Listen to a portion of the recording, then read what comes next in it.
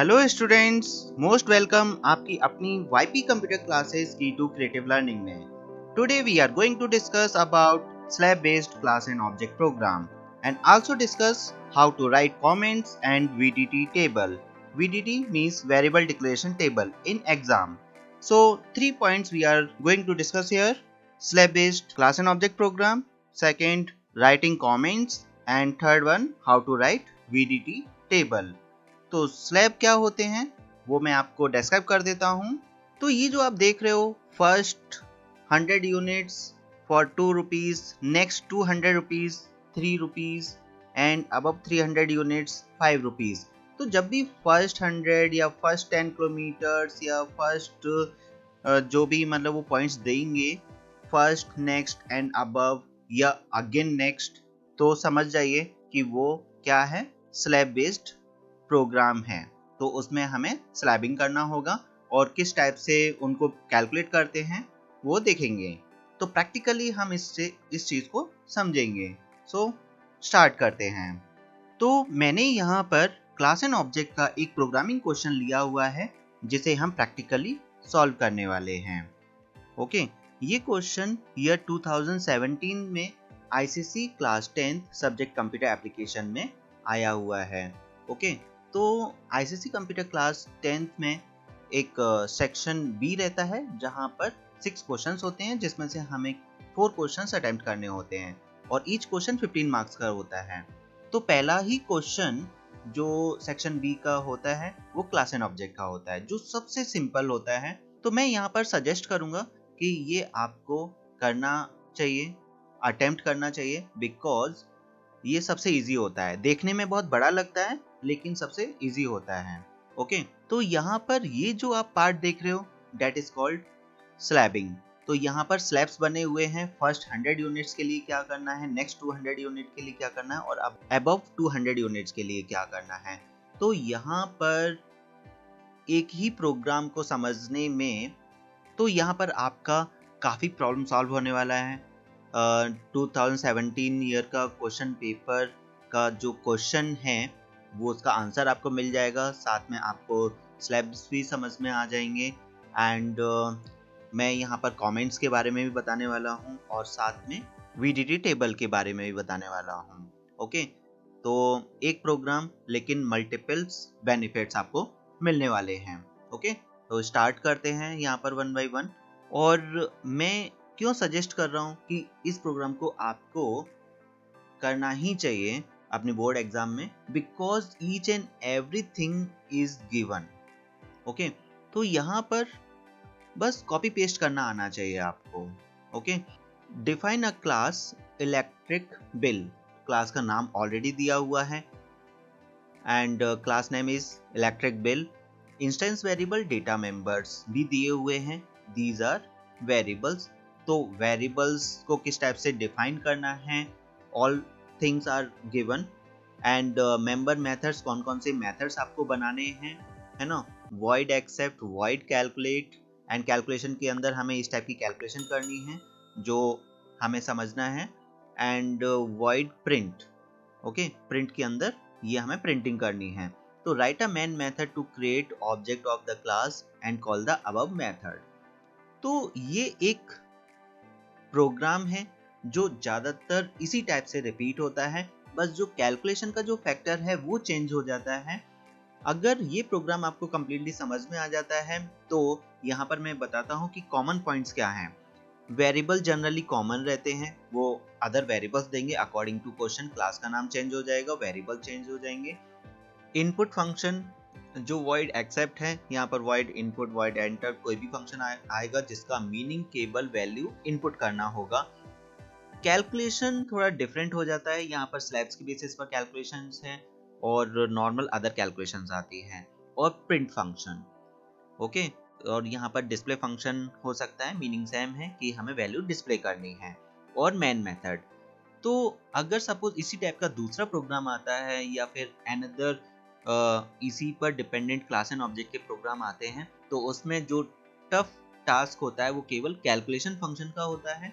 Remaining parts same आप copy paste कर सकते हो, उसमें ज़्यादा मेहनत नहीं लगता।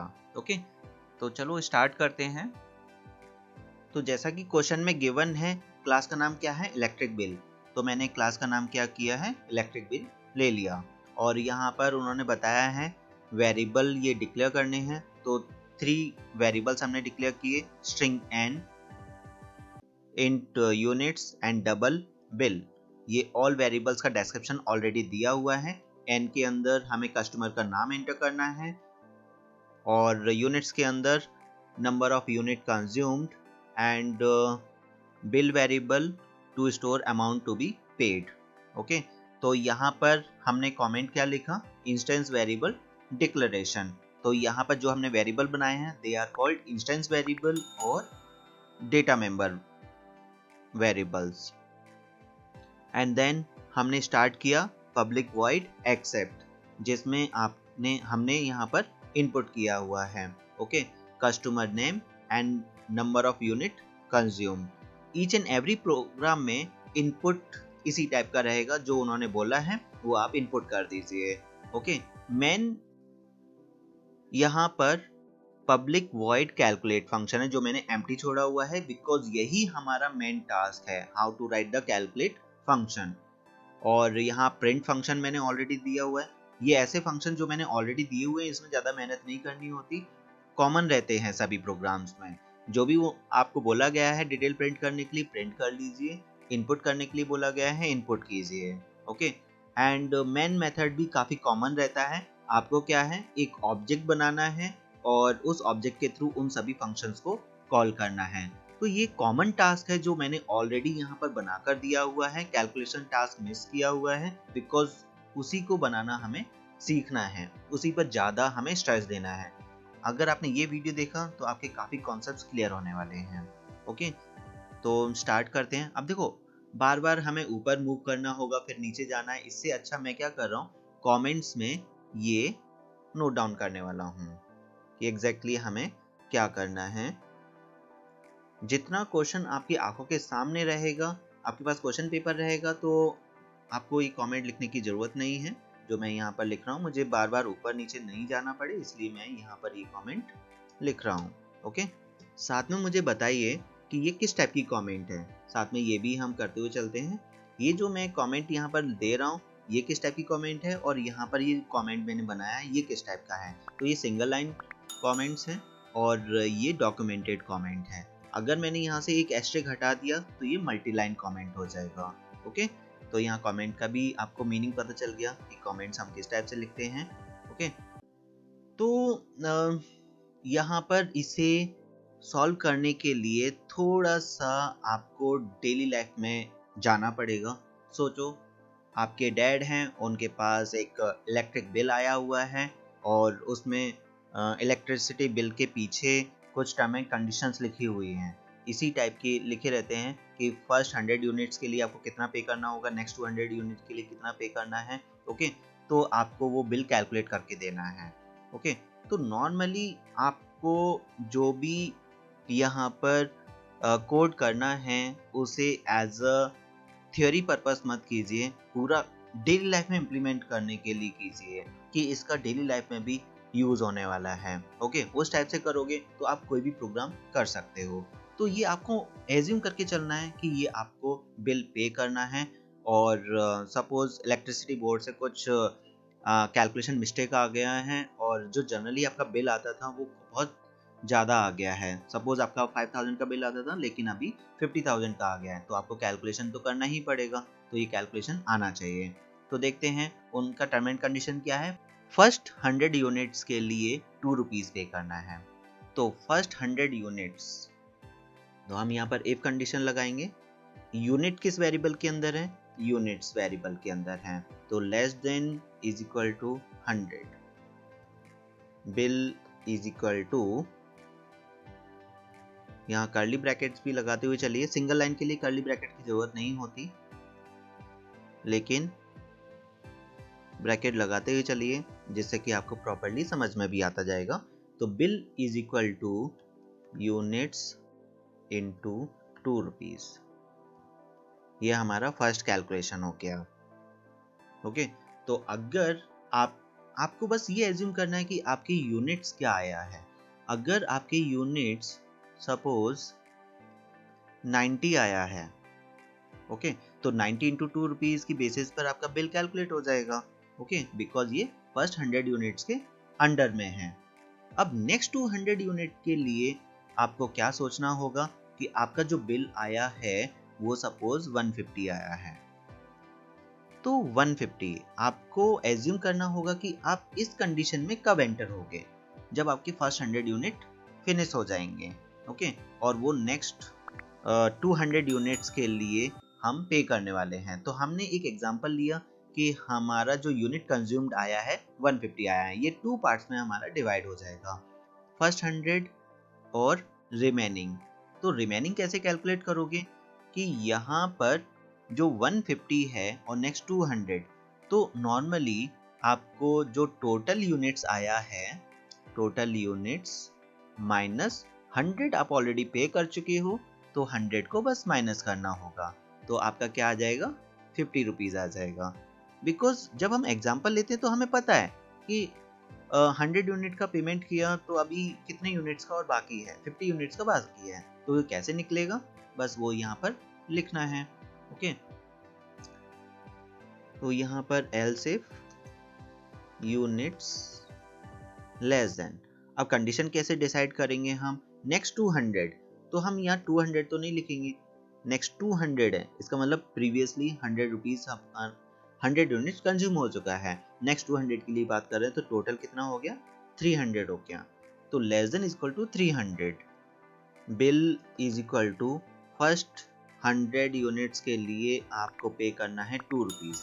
यहाँ पर 100 इंटू 2 का मतलब फर्स्ट 100 यूनिट्स के लिए हम 2 रुपीज़ पे कर चुके हैं, प्लस अब रिमेनिंग यूनिट्स कैसे निकलेगा, यूनिट्स माइनस 100 इंटू इसके लिए चार्जेस कितना देना है, 3 रुपीज़ देना है। ओके, तो मैंने यहाँ 150 एग्जाम्पल लिया जिसकी बेसिस पर इजीली मुझे समझ में आया, तो इस टाइप से आपको एग्जाम्पल लेते हुए चलना है। ओके, तो अब नेक्स्ट कैलकुलेशन आपको करना है, आप ट्राई कर सकते हो। नेक्स्ट कैलकुलेशन में क्या आएगा, आप मेरे साथ ट्राई कर सकते हो। हम लगाएंगे एल्स इफ अब मोर देन 300 है, तो यहाँ पर आपके पास 2 वेज हैं, या तो आप कंडीशन लगा दीजिए else if units greater than 300, या मैं इसका कमेंट में लिख देता हूँ only else if you right, तो भी चलेगा। ओके, क्योंकि एल्स का मतलब भी यही है कि बिलो 300 तो है नहीं, अब तो 300 जाएगा तभी तो एल्स वाला पार्ट चलेगा। ओके, तो आप एल्स इफ करके ये कंडीशन भी लगा सकते हो, या ओनली एल्स भी यूज कर सकते हो, आपके पास दोनों तरीके हैं। तो यहाँ पर देखते हैं किस टाइप से कैलकुलेशन करना होगा, बिल इज इक्वल टू, और आपको ओवर कॉन्फिडेंस में नहीं जाना है कि हाँ हमें तो आता है, मेन चीज़ है कि आप प्योरली एक एग्जाम्पल लीजिए, अपनी आंखों के सामने उसे रखना है, यूनिट्स, ये कंडीशन कब ट्रू होगा, जब 300 अबव चला जाएगा, तो हमने एग्जाम्पल ले लिया 350, राइट, 350 या 400 500 जो भी है, 300 अबव लेना है आपको, ऐसा एग्जाम्पल लेना है जो कैलकुलेशन में इजी हो जाए। तो ये 3 पार्ट्स में आपका डिवाइड हो जाएगा। ओके, पहले फर्स्ट 100 यूनिट्स के लिए डिवाइड हो जाएगा, फिर नेक्स्ट 200 यूनिट्स के लिए डिवाइड हो जाएगा, तो 200 और 100 कितना हो गया, 300, तो रिमेनिंग कितना हो गया, 50। तो एग्जाम्पल से ऑटोमेटिकली समझ में आ जाता है। ओके, अब इसी पॉइंट को हमें यहाँ पर लिखना है सिंपली, तो पहले 100 के लिए लिख देते हैं 100 इंटू 2 प्लस, फिर नेक्स्ट 200 के लिए हमें पे करना था 3 रुपीज़ प्लस, अब रिमेनिंग 50 कैसे बचेगा, थिंक 350 यूनिट्स हैं और 50 हमारा रिमेनिंग बचना चाहिए, तो हमें क्या करना होगा, यूनिट्स जो कि 350 है माइनस 300 माइनस क्यों कर रहे हैं उसका भी सोचते हुए चलिए, बिकॉज 100 एंड 200 हम ऑलरेडी कैलकुलेट कर चुके हैं, तो हमें 300 माइनस करना होगा, 200 हमारा कैलकुलेट हो गया, 100 भी कैलकुलेट हो गया, तो माइनस 300 ही करना पड़ेगा, और यहाँ से आप चेक भी कर सकते हो 350 किस टाइप से 50 आया।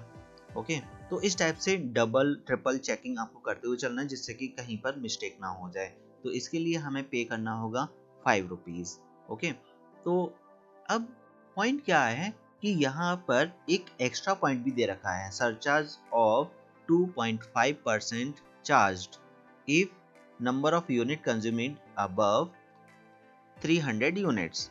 तो यहाँ पर केवल इसके लिए हमें 2.5 रुपीज़ एक्स्ट्रा भी पे करना होगा।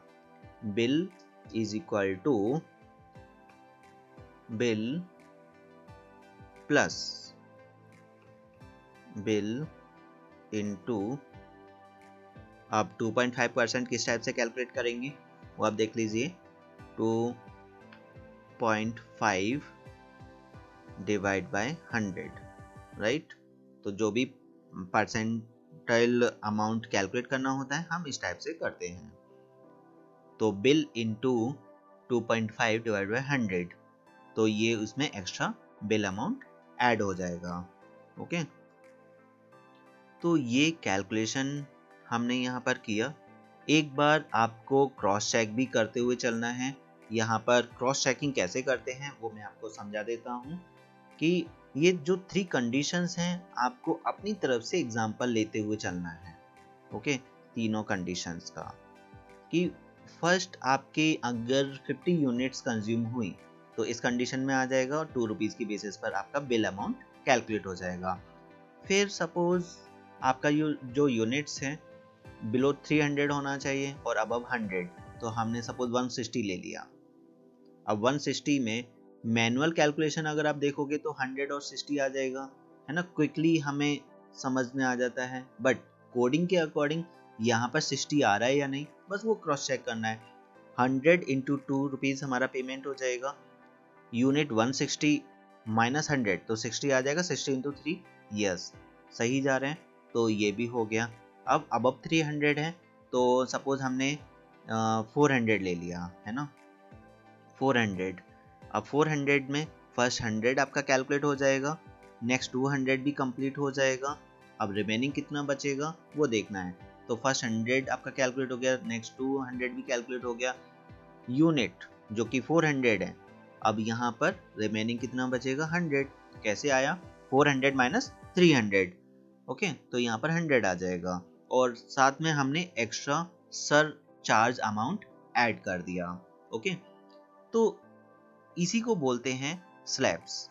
ओके, तो यहाँ पर जब भी आपकी इस टाइप के आए, फर्स्ट 100 किलोमीटर के लिए इतना पेमेंट करना है, नेक्स्ट 2 किलोमीटर के लिए इतना करना है, नेक्स्ट 300 के लिए इतना करना है, ये किलोमीटर डिस्टेंस वाला भी आता है। यहाँ पर ये बिलिंग वाला है। जनरली बिलिंग और डिस्टेंस वाले आते हैं प्रोग्राम्स, इनको थोड़ा सा समझ के लेना है।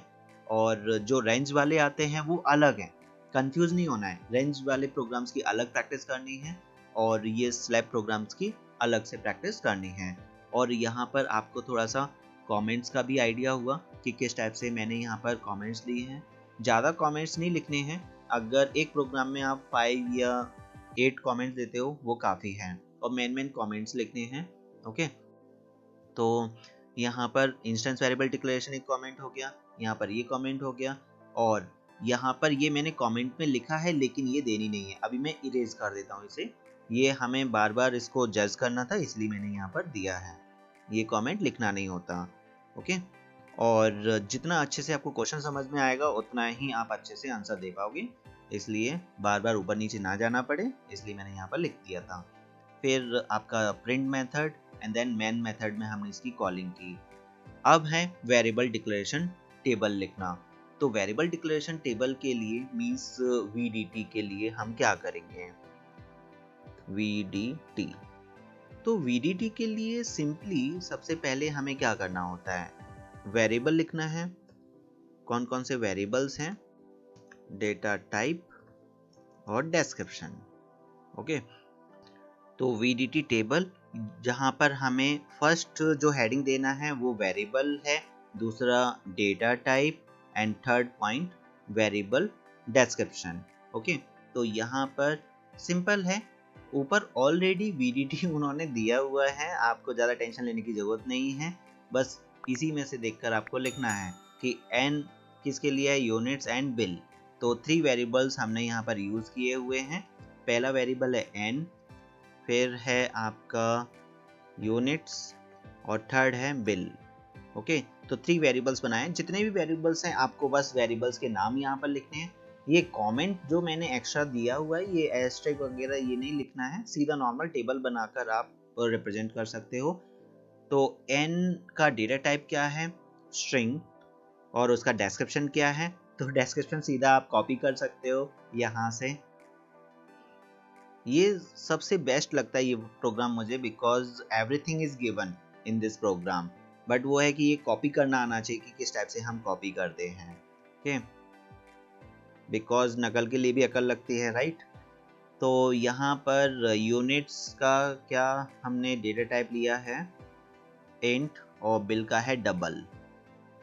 तो यहाँ पर यूनिट्स है इंट और बिल का है डबल।